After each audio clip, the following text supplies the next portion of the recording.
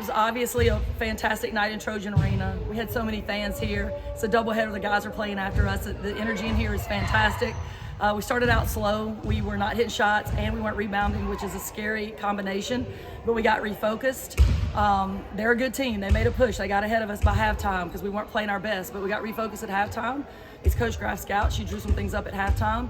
The players themselves got refocused on what we needed to do, which was to offensive rebound more.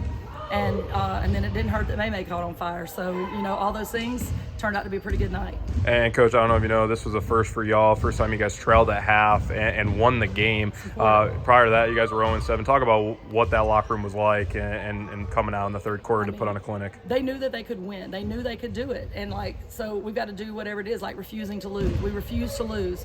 And, so thank goodness May and a few of them started hitting some shots. And really some people off the bench came in and really helped us hit huge shots.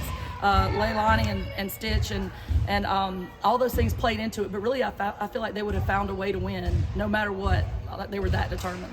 And another play that I wanted to point out, and we obviously interviewed May and Sticks, but Zay Dyer coming off the bench. This is back-to-back games where she's kind of put on a solid performance. Right. Talk about what she's meant coming to this program from Georgia State. So these last two wins, she's played huge, and I don't know if we would have won without it. I mean, our post had a huge job in their garden, one of the best post players in the conference. And Ty, I don't know if her stats were good or not tonight, but I can tell you she did her job defending their post player. So Zay was able to come in and do her thing, rebound and score, and it really gave us a huge advantage. And obviously, I mentioned them a little bit earlier. Sticks, another double-double performance. May almost 30 points. She said that she had a chip on her shoulder after last year. Talk about what those players mean to this program and talk about that chip on your shoulder. Yeah, we tried not to think about the last year's game too much. We're just taking things one at a time and trying to win one game at a time and make the improvements we can make. But I'm sure she thought about that. Like in the last 20 seconds of that game at their place, I think she scored 7 points or something and tried so hard to help us win. And we didn't get the win over there. But hey, that was last year. This year we're victorious. And again, we just got to stay humble and hungry. Just keep learning lessons while we're winning.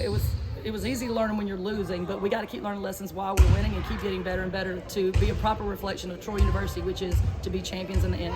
And final question, 4 straight wins now in conference play. You guys are back on the road next week. You guys are going to face Texas State next Thursday. Talk about what these next couple of days are going to be like for the Troy Trojans.